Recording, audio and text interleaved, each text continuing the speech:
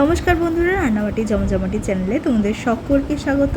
এখন তো বর্ষাকাল মানেই মার্কেটে জিওল মাছটা বেশি পাওয়া যায়। আর আমরা প্রত্যেকেই জানি জিওল মাছের মধ্যে কই, ল্যাটা, মাগুর, শিঙ্গি ইত্যাদি ইত্যাদি পড়ে। তার মধ্যে আজকে আমরা কই মাছটাকে বেছে নিয়েছি। কই মাছ দিয়ে সবজি দিয়ে আজকে তোমাদের সামনে একটা পাতলা পাতলা ঝোল বানিয়ে দেখাবো। তো আমাদের এই রান্নাটা যদি ভালো লেগে থাকে অবশ্যই চ্যানেলটিকে সাবস্ক্রাইব করবেন এবং পাশে থাকা বেল আইকনটা প্রেস করতে একদম ভুলবেন না। আমরা কই মাছের ঝোল বানাবো বলে কই মাছটা ভালো করে ধুয়ে নুন হলুদ মাখিয়ে নিয়েছি। তার সাথে নিয়েছি পেঁপে, আলু, কচু। তার সাথে আর কী লাগবে ভিডিওটা দেখতে থাকো, সব জানতে পেরে যাবে। এই মাছের ঝোলটা বানানোর জন্য আমরা প্রথমে কড়াইয়ে তেল দিয়ে দিচ্ছি। এখানে আমরা সর্ষের তেল নিয়েছি। ঝোলটা বানানোর জন্য আমরা একটা মশলা রেডি করে নিচ্ছি। এখানে নিয়ে নিচ্ছি আদা এবং কাঁচা লঙ্কা বাটা, তার সাথে নিচ্ছি সামান্য পরিমাণ হলুদ গুঁড়ো,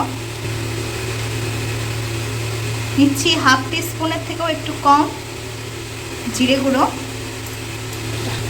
তার সাথে নিচ্ছি সামান্য পরিমাণ ধনে গুঁড়ো। এই ঝোলটায় তোমরা দেখেই বুঝতে পারছো খুব কম মশলা লাগে আমাদের। আর নিয়ে নিচ্ছি সামান্য পরিমাণ লঙ্কার গুঁড়ো, তোমরা চাইলে এটা স্কিপ করতে পারো। যে গুঁড়ো মশলাগুলো নিয়েছি তার মধ্যে জল দিয়ে মশলাটা ভালো করে ভিজতে দেবো। এই গুঁড়ো মশলাগুলোকে জল দিয়ে ভিজিয়ে রাখলে খানিকটা বাটা মশলার স্বাদ পাওয়া যায়। দেখতে পাচ্ছ তেল থেকে ধোঁয়া উঠছে, মানে তেল আমাদের খুব ভালোভাবে গরম হয়ে গেছে। এবার এক এক করে সমস্ত কই মাছ আমরা ভেজে নেব।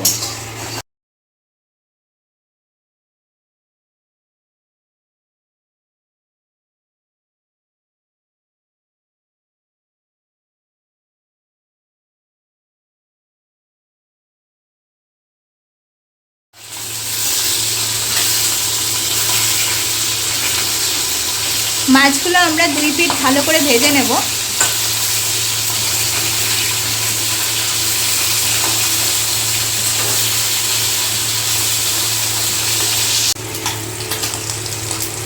দেখো আমাদের সব মাছ কিন্তু খুব ভালোভাবে ভাজা হয়ে গেছে। এবার এক এক করে মাছগুলো তুলে নেব।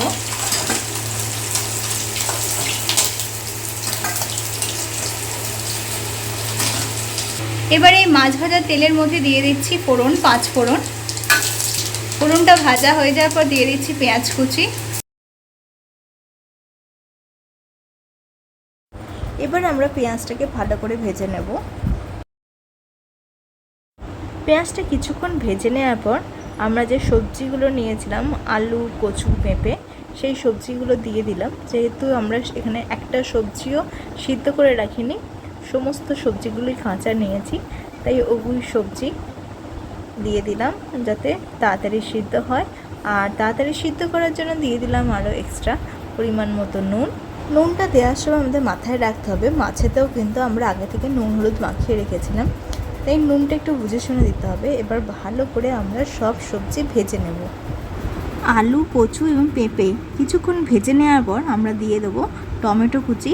এখানে আমরা একটা মিডিয়াম সাইজের টমেটো নিয়েছি এবং টমেটো দিয়ে সব কিছু আবারও ভালো করে ভেজে নেব। টমেটোটা দিয়ে কিছুক্ষণ ভাজার পর আমরা যে গুঁড়ো মশলা জল দিয়ে গুলে একটা পেস্ট বানিয়ে রেখেছিলাম সেটা দিয়ে দিলাম। তার সাথে ওই বাটিটারই জলটা দিয়ে দিলাম, বাটিটা ধুয়ে দিয়ে ভালো করে মশলার সাথে সমস্ত সবজি আমরা কষিয়ে নেব। সবথেকে মজার জিনিস কী বলো তো, এই মাছের ঝোলটা কিন্তু খুব বেশি মশলা কিন্তু একদম ভালো লাগে না। যত কম মশলা হবে ততই ঝোলটা টেস্ট বাড়বে, কারণ আমরা প্রত্যেকেই জানি কই মাছের একটা নিজস্ব স্বাদ আছে। তো যদি বেশি মশলা দিয়ে ফেলি তাহলে তো কই মাছের স্বাদটা পুরো নষ্ট হয়ে যাবে। দেখো এদিকে মশলাটা কিন্তু আমাদের ভালো করে কষানো হয়ে গেছে, কচুটাও কিন্তু সুন্দরভাবে সিদ্ধ হয়ে এসেছে। দেখো আমাদের মশলার সাথে সবজি কিন্তু খুব ভালোভাবে কষানো হয়ে গেছে এবং সবজিটাও কিন্তু একটু একটু সিদ্ধ হয়েও এসেছে। তাই এবার ভালো করে পুরোপুরি সিদ্ধ করার জন্য আমরা দিয়ে দিচ্ছি গরম জল। তোমরা চাইলে এখানে ঠান্ডা জলও দিতে পারো, আমরা গরম জল দিচ্ছি। গরম জল দিলে কিন্তু ঝোলটার টেস্টে কোনো এক্সট্রা হেরফের হবে না, কিন্তু ঠান্ডা জল দিলে একটু স্বাদের হেরফের হতে পারে। তাই বেশি ভালো হয় যদি তোমরা একটু গরম জল দাও। তো দেখো জলটা দিয়ে আমরা ভালো করে সব নাড়িয়ে চাড়িয়ে নিলাম। তারপর দিয়ে দিচ্ছি কতকগুলো গোটা কাঁচা লঙ্কা। তারপর আমরা ঢাকা দিয়ে সমস্ত সবজি ভালো করে সিদ্ধ করে নেব। দেখো ঢাকা খুলে দেখতে পাচ্ছি আমাদের সমস্ত সবজি কিন্তু খুব ভালোভাবে সিদ্ধ হয়ে যাচ্ছে। দেখতেই পাচ্ছ আলুটা খুব ইজিলি কেটে গেল, তার মানে আমাদের সবজি কিন্তু সিদ্ধ হয়ে গেছে, পেঁপেটাও কিন্তু কেটে গেল, তার মানে সমস্ত সবজি কিন্তু এবার আমাদের খুব ভালো করে সিদ্ধ হয়ে গেছে। কই মাছগুলো ভেজে রেখেছিলাম সেগুলো দিয়ে দিচ্ছি এক এক করে। যেহেতু এই মাছটা সিদ্ধ হতে বেশি সময় লাগবে না, তাই একদম লাস্টে অ্যাড করলাম।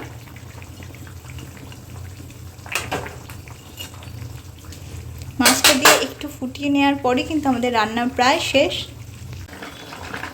দেখছো মাছটা দেওয়ার পর টকবক টকবক করে ফুটছে।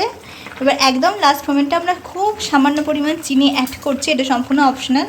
তোমরা অনেকেই বলে মাছের ঝোলেও চিনি, তোমাদের যদি পছন্দ হয় দেবে, না পছন্দ হলে দিও না। আমাদের ঝোল কিন্তু একদম রেডি। তোমরা চাইলে এর মধ্যে কিন্তু কুলেখাড়া পাতাও দিতে পারো। দেখো আমাদের রান্না কিন্তু একদম হয়ে গেছে, এবার আমরা ঢেলে নেব।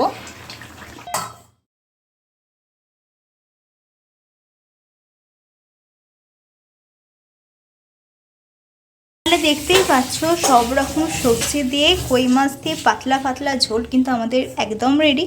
এটা কিন্তু খুব কম তেল মশলায় তৈরি হয়েছে, কিন্তু কম তেল মশলায় তৈরি হয়েছে বলে যে রান্নাটা খারাপ তা কিন্তু একদমই না।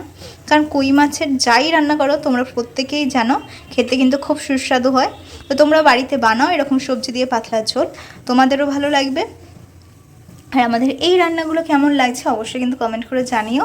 আর তোমরা যদি আমাদের চ্যানেলটা সাবস্ক্রাইব করে না থাকো তো চ্যানেলটা সাবস্ক্রাইব করে নিও, পাশে থাকা বেল আইকনটা প্রেস করতে একদম ভুলো না। চলো টাটা, আবার দেখা করে অন্য কোনো নতুন রান্নার সাথে।